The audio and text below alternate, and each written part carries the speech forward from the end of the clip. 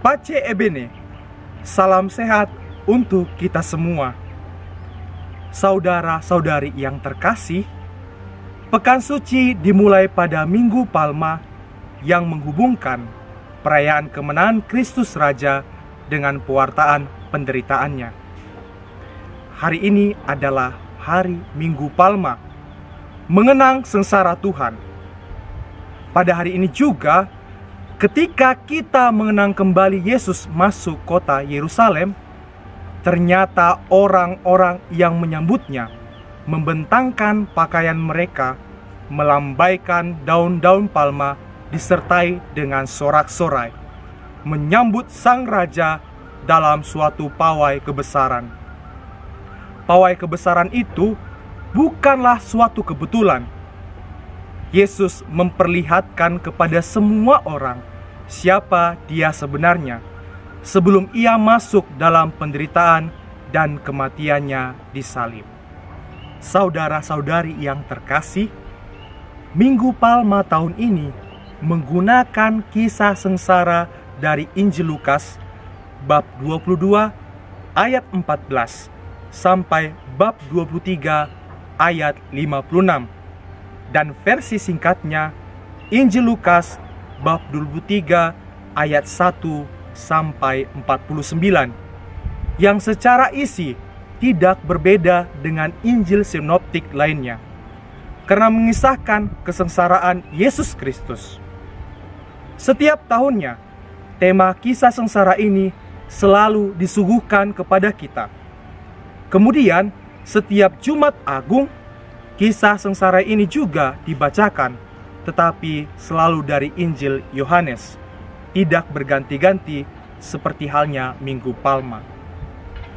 Jadi, selama Pekan Suci yang dimulai pada Minggu Palma, pada hari ini juga, kita selalu mendapatkan tema kisah sengsara Yesus Kristus sebanyak 2 kali, yakni Minggu Palma dan Jumat Agung. Walaupun bacaannya panjang dan terkesan berat, gereja tetap memberikannya kepada umat beriman untuk diperdengarkan dan direnungkan. Berat berarti bukan hanya dari durasi bacaan, yakni panjang, tetapi juga isinya yang mengandung banyak peristiwa yang tidak gampang untuk dimengerti, apalagi mengenai peristiwa yang sangat sadis dan mengerikan.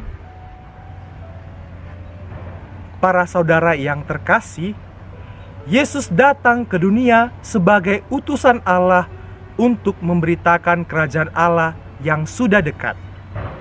Misinya adalah menegakkan kehendak Allah yang telah diserongkan oleh para penguasa Yahudi, karena perjuangannya menata kembali agar umat pilihan setia kepada Allah dan masyarakat bertindak adil terhadap sesama. Dalam hal ini, Yesus harus menderita. Karya pewartaan Yesus tentang kerajaan Allah dan pelayanannya kepada masyarakat yang tertindas telah mengancam dan menggoyangkan wibawa serta status kekuasaan para penguasa Yahudi sebagai penafsir dan penegak hukum Taurat. Maka mereka bersekongkol dan sepakat untuk membunuh Yesus lewat persidangan tertinggi di Mahkamah Agama. Semua itu mendatangkan penderitaan, bahkan kematian Yesus. Jadi, Yesus menderita, bahkan menyerahkan nyawanya karena dan demi terwujudnya kerajaan Allah. Kisah sengsara Yesus mulai dari Taman Getsemani hingga kematiannya disalib merupakan penyerahan diri sepenuhnya pada kehendak Allah Bapa. Dalam hal ini, penderitaan yang harus Yesus tanggung merupakan rencana dan kehendak penyelamatan Allah, dan bukan hanya karena penolakan para penguasa Yahudi. Saudara-saudari yang terkasih, kisah sengsara Yesus Kristus berisikan tentang saat-saat terakhir hidup Yesus Kristus di dunia, yang jarang dialami oleh orang, yang dirangkai dengan berbagai peristiwa. Tahap demi tahap peristiwa tersebut selalu memberikan pengertian mendalam bukan saja perjalanan Yesus Kristus, tetapi juga mencerminkan perjalanan kehidupan manusia di dunia ini, meskipun dalam konteks dan bentuk yang berbeda. Misalnya saja, buruh ditindas majikan, istri ditindas suami, atau bahkan suami direndahkan istri, perkawinan yang bermasalah, anak-anak ditekan orang tua. Ada pula orang yang menderita sakit bertahun-tahun, orang yang dihina, dilecehkan, dibuli, bahkan perang yang terjadi antar negara, dan berbagai kisah hidup lainnya. Ada begitu banyak kisah sengsara yang terjadi di dunia ini. Saat kita mengalami kesulitan hidup, penyakit, penindasan, mungkin kita bertanya-tanya, "Tuhan, di manakah Engkau? Mengapa Engkau meninggalkan aku?"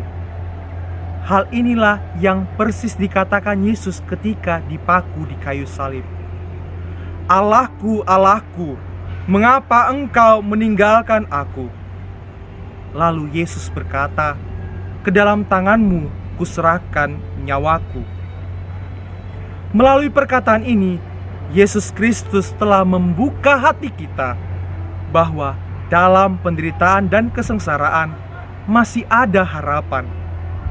Ketika kita mengalami sengsara, ketika harapan seakan menghilang, ketika iman mulai pudar, ketika cinta mulai layu, kita ingat kepada Yesus dan berkata, "Tuhan Yesus, kuserahkan diri hamba-Mu ini ke dalam tangan-Mu."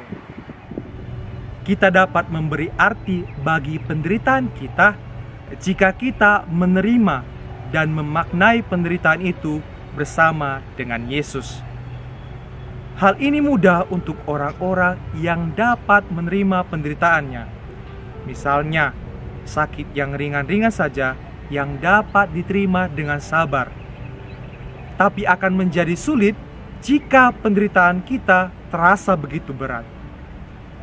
Yesus mengajarkan kepada kita bahwa penderitaan kita sungguh-sungguh tidak berarti jika kita tidak mampu menerimanya dengan sadar dan bebas.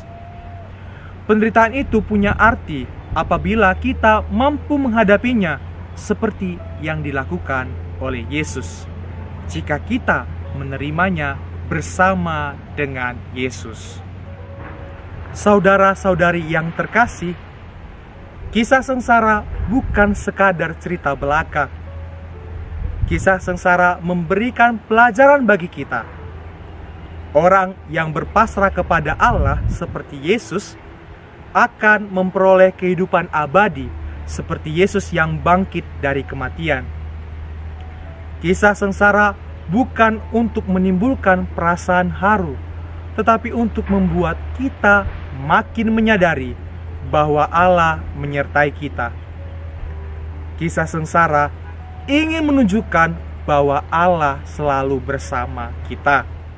Dalam merayakan hari Minggu Palma ini, kita diajak untuk mengambil bagian dalam perayaan ini, dengan ikut serta pula mengambil bagian dalam penderitaan Yesus, bersama dengannya menuju Golgota, tempat Ia disalibkan dan wafat demi keselamatan umat manusia.